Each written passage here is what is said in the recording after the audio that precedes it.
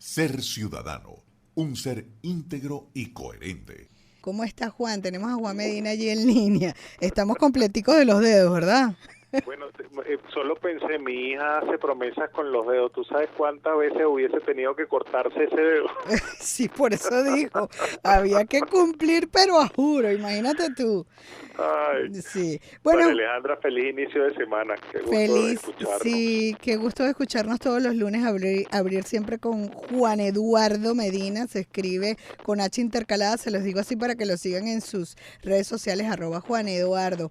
Bueno, llevamos un tiempo conversando acerca de esas buenas prácticas de la participación ciudadana y parecería que el tema es complicado porque en el país pues no se hace aún eficientemente, hay muchas cosas que nos faltan y vamos a pasar a dar algunas recomendaciones vistas buenas experiencias en otras partes del mundo y quedamos en este compromiso de al menos dar unas recomendaciones de cuáles serían esas ordenanzas básicamente o principales o absolutamente necesarias para que en el municipio al menos se den esos primeros pasos eficientes para la participación ciudadana.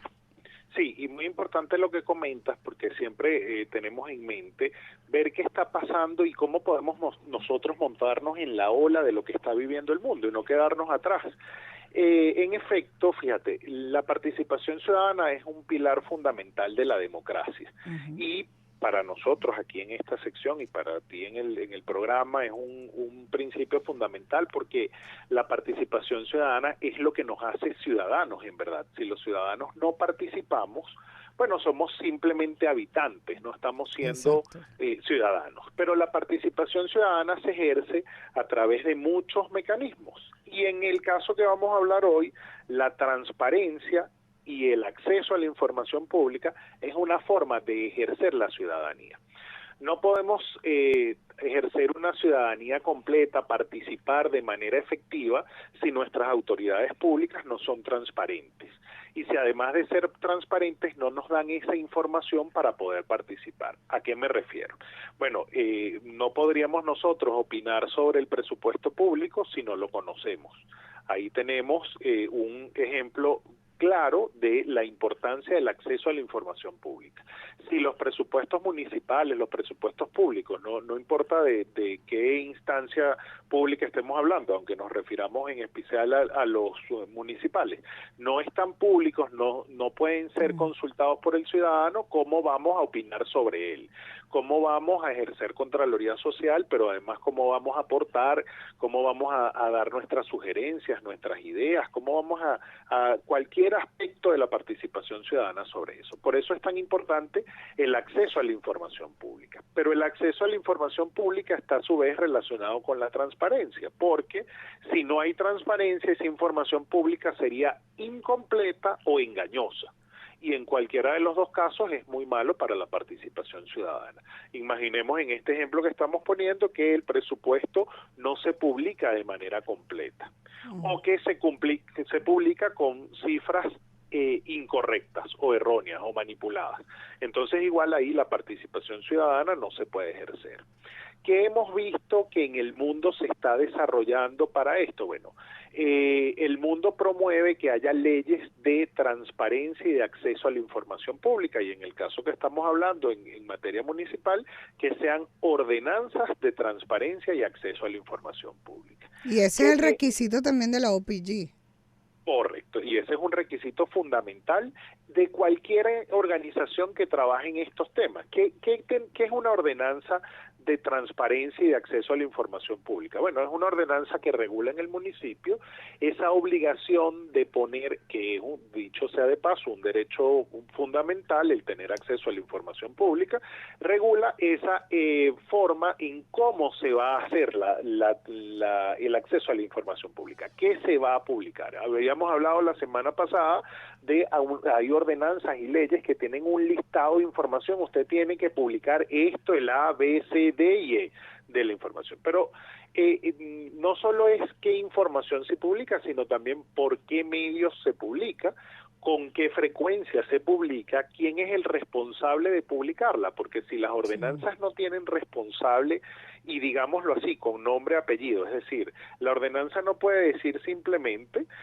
la alcaldía tendrá que publicar el presupuesto. ¿Quién dentro de la alcaldía? ¿Quién es el responsable de esa obligación? Sería más la ordenanza para procedimientos, para responsables, que para especificar qué o no se publica, porque entiendo que es un ente público y todo es público. Correcto, todo es público, pero no está de más Pues que si no sería limitativa, ¿no?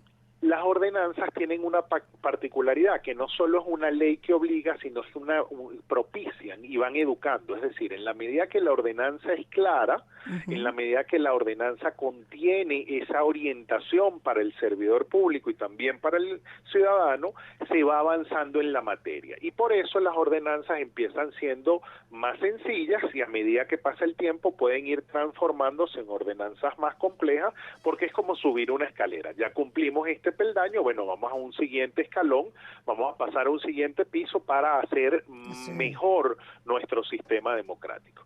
En el caso de la ordenanza de transparencia es muy importante eso que tú estás diciendo, que tengan los responsables, porque tiene que, desglosar, tiene que desarrollar qué es la transparencia. Pero hay otras ordenanzas que son otra ordenanza que es muy importante, que es la ordenanza de participación ciudadana, porque regula no solo el derecho a participar, sino que regula qué información puede tener el ciudadano acceso, a qué se le puede pedir a la alcaldía o a los gobiernos. La sectorización, ¿no? También para ser eficientes, porque no todas las localidades de la municipalidad funcionan igual.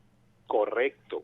Regula otra cosa que es muy importante, que es cuál es el procedimiento que los ciudadanos pueden seguir en diversos temas. Entonces, aquí tenemos las diferentes instancias también de participación. Correcto, y tenemos dos ordenanzas grandes, uno que regula el tema de transparencia y la información que se publique y cómo el ciudadano tiene acceso y derecho a tener acceso a esa información, y por otra parte, cómo la puede utilizar para participar de manera ciudadana. Y entonces, cómo participa el ciudadano, cuáles son las instancias, cuáles son los mecanismos, cómo hace el ciudadano si quiere pedir una información o si quiere participar en una reunión o si quiere tener una reunión con las autoridades municipales. Eso lo regulan las ordenanzas. Pero un tema que hemos visto con agrado es que hoy en día estas ordenanzas han avanzado hacia ser ordenanzas de gobierno abierto, es decir, no regulan solo la participación ciudadana y el acceso a la información pública, sino que van un poquito más allá. Establecen los principios de un gobierno abierto, es decir, establece que haya transparencia, que haya rendición de cuentas, desarrolla todo el ejercicio de rendición de cuentas en cuanto a cómo se hace, dónde se hace, acceso a quién es el responsable de rendir cuentas, cómo debe esa rendición de cuentas estar acompañada de información pública a la que se tenga acceso, no simplemente el cuento, no simplemente la historia de hicimos o dejamos de hacer o pudimos hacer y tuvimos estas dificultades, sino con la información dura, los presupuestos, las cifras, los contratos, el listado de obras de lo que se hace.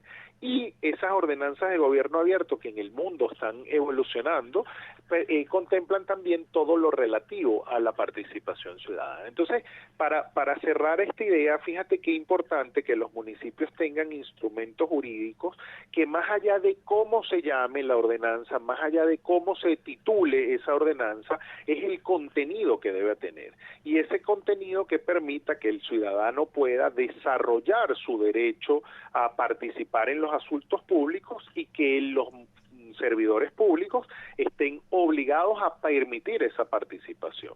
Sí, entonces resumiendo principalmente, o sea, no deberían faltar la ordenanza de transparencia y la información pública, la transparencia de participación, la ordenanza de participación ciudadana y la ordenanza de gobierno abierto, que por cierto que vi un ejemplo y parte del trabajo de ser del ejercicio del gobierno abierto es el hecho de que puedes tomar algunos ejemplos, que es parte de lo que venimos haciendo también, y vi una publicada ya y en funcionamiento en la Municipalidad de Córdoba en Argentina, que una vez la revisamos y en consecuencia obviamente tienen una página espectacular para esto, pero allí hay un texto de ordenanza que sería un buen ejemplo a seguir. Vamos a Y seguir. fíjate, María Alejandra, Dime. aunque estamos corticos de tiempo, solo Sí. para un dato que nos va a dar el abreboca de la semana que viene. Según Ok. Transparencia Venezuela, solo 16 municipios en el país tienen una ordenanza de transparencia y acceso a la información pública.